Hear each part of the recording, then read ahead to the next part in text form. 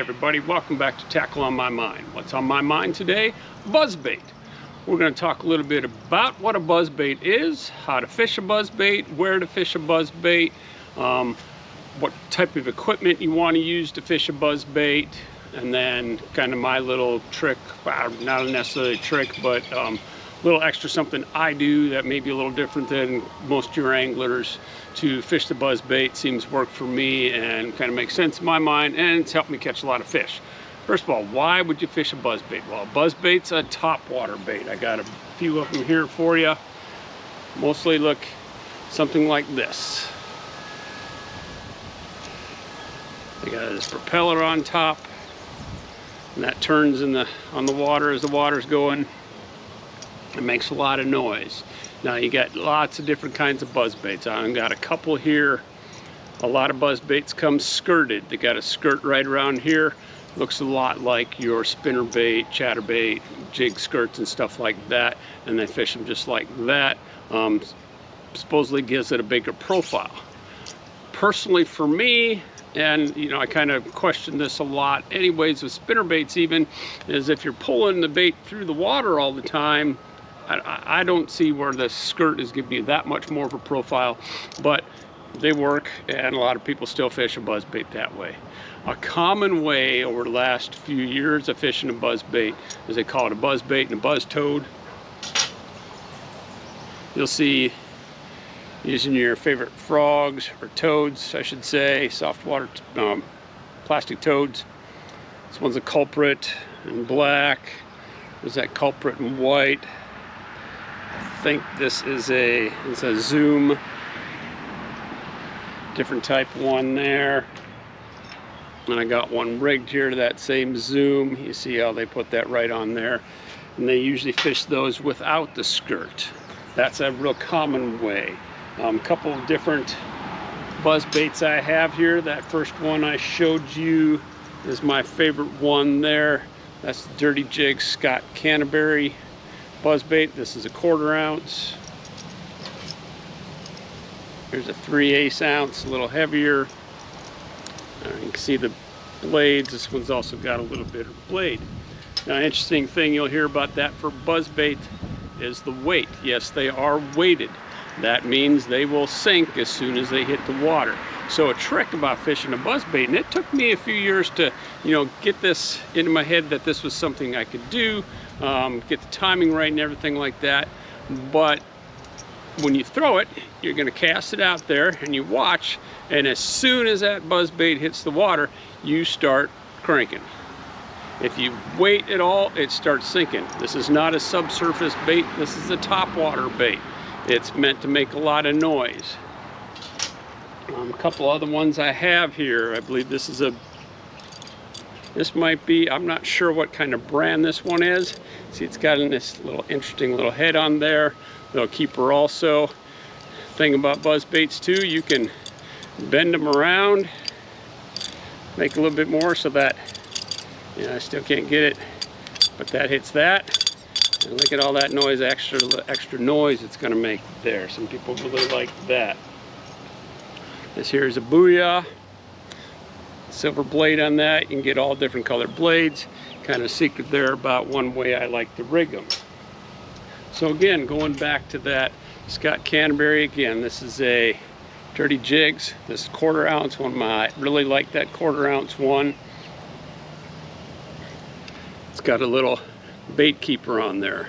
You see a lot of people have used the toads for that. A lot of reason that people like the toads is because it has that flat side to it and a lot of surface area. Helps keep that buzz bait, I think, up above, you know, on the surface a little bit more. Also probably helps for skipping under docks. I will throw that occasionally. As you saw, I got this Booyah one here set up already. You can see it's been worn out a little bit, got a lot of paint off of it, but I have thrown that toad on there. But, give you a little secret, 2 ways I like to throw that. I like to throw that Kayak Easy Shiner.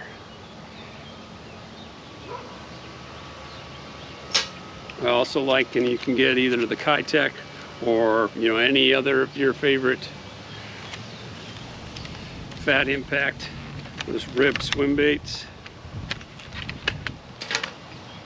The smallmouth magic, one of my favorite colors for that. And what you do, so I'm not going to rig it up totally.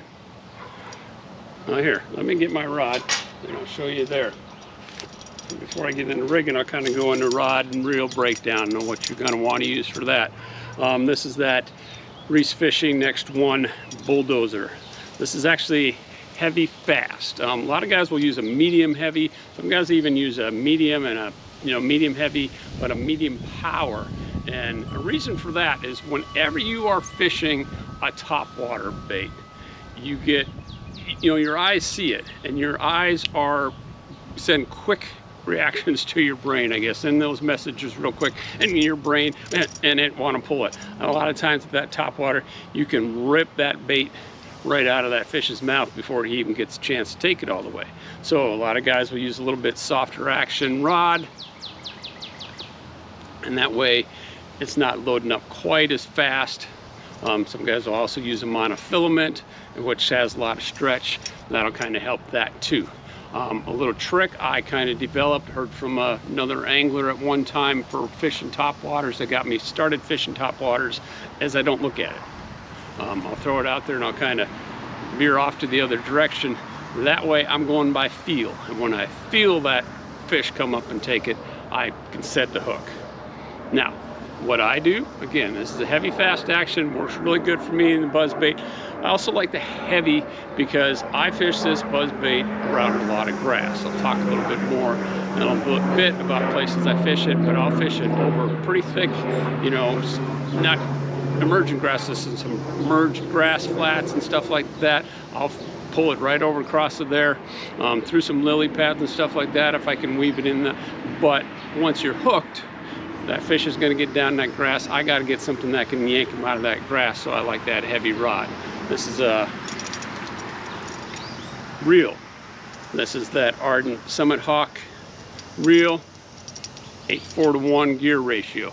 I'd at least use something in the 8 or the upper, 7.2 or something like that is the lowest I'd go. I wouldn't go any slower than that. Because again, it's a topwater, you want to get them out of that grass, but also remember, you got to keep that bait moving. This is not a, work it and stuff like that. I guess you can snap it and make it go a little faster here and there, but as soon as that bait hits the water, you're engaged your reel and you're reeling to keep it above the water. So that fast action reel, that high speed reel, is a key to that.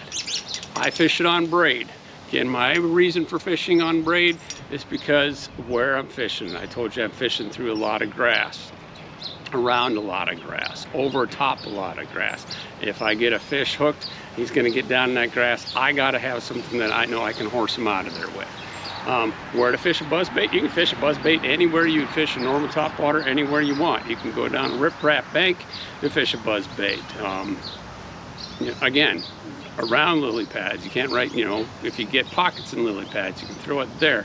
Docks, just out in the open water, you can throw a buzzbait. Any place you're going to throw a topwater, you can throw a buzzbait. The trick is it's going to be making a lot of motion. You can kind of bend that frame around a little bit to make it clack a little bit more. Some of them have little clackers on there to make a lot of noise. You can get those. Ones I use are a little more subtle, but again, they seem to be working for me. It's one I've kind of settled in the last couple of years, and I've done pretty well. I caught some really nice fish on that buzzbait. So that's what I'm using to throw it on. And then I got one hooked up already for us. So this is that 1/4 ounce Dirty J Scott Canterbury. I'm going to put that, and this is a 4.3 inch Kayak Fat Impact Smallmouth Magic on there. Again, you can go whatever size you want. I've thrown up to the 4.75 inch. That Easy Shiner is a 5 inch. Seems if you want a little more subtle behind it, yeah, I throw that kind of also, what's the bait fish looking like? That's just the color I like. It's also that smallmouth magic. I don't know, you just get a little bit more action. The tail seems to be a little more flexible. I've caught a bunch of fish on that too. it kind of goes back and forth. Simple way to rig that on there. Of course, you know, you gotta, I always set it up, oh, how do I want it to look? So I gotta set it up that way. Just run that through almost all the way. Pull that hook out. And this part gets a little tough.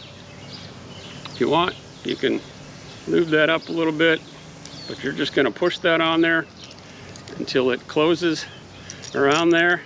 That's nice and snug. Now you got a little extra tail kicking back there. Now, why do I use this over the toad? In my mind, it's, you know, what am I trying to replicate? I'm trying to replicate probably a bluegill or maybe some shad swimming across the top of the water, moving around across to the top of the water. I'm not trying to imitate a frog. If I want to imitate a frog or a toad, I'll just throw this by itself. Again, there are guys who are a lot better at this, throw that style all the time.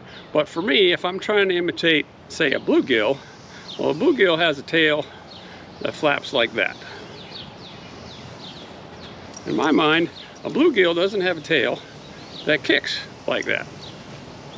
Now, a frog does, so if you want to imitate a frog, again, it's personal choice, but this is what I use. I've caught a lot of fish last summer. I've already caught a lot of fish this spring, throwing that just like that. I got some footage following up this where I had this out on the water, so I'll take you out on the water, show you how much fun you can have.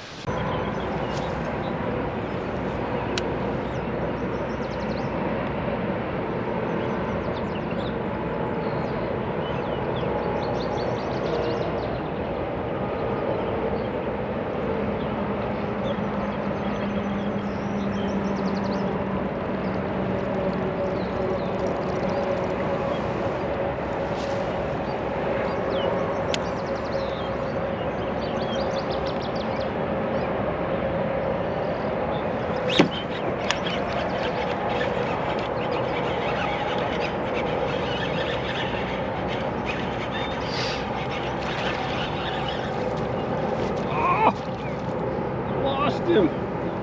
What the heck?